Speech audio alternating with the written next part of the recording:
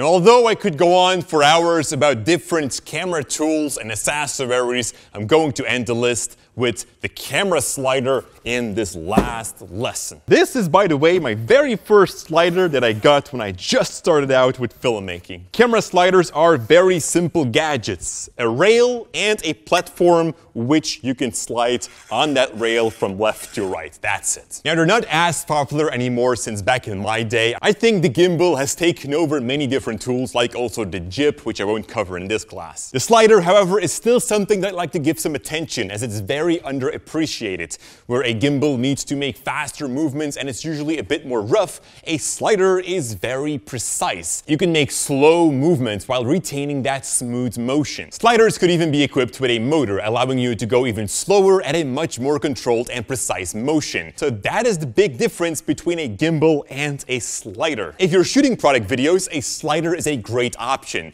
Since your subject is small and usually sits on a table, the smallest camera motion is visible. I used to shoot all the time on a slider, this one here in particular, because it's very cinematic, which is both great for corporate, commercials, short films, or anything of that. You know, sliders can be placed on a table or on the ground, allowing you to make very low-angle shots, but we can also mount them directly onto a tripod, and this opens up a whole new world. Now, you are going to need a second head to mount on top of the slider, and I would actually suggest to get a photo head because it can pan, tilt, but also roll or slant. You see, we can go sideways on a slider, or we can push the camera forward and backwards. This is, by the way, called a track in or track out shot. But here it starts to become interesting. We can slant the slider since we have it mounted onto a tripod anyways. And here is where that photo head comes in handy, as we can level the camera with the third axis. We can now sort of make jib or lift movements going up and down, something that I did so often as I really like this shot. Now, we can add an extra movement to it. Since the slider is mounted onto a tripod, we can pan with that as well as we're doing these slight movements. So you can kind of like turn around objects. And this works especially well with product videos where you want to go in an arc around the product. So keep that in mind, that you have the video tripod and the slider together. Combining those two can create dozens of different movements. Movements that are relaxed, dynamic, controlled, precise, and look very cinematic. So that's it for camera sliders, and I showed you guys so much different camera gear now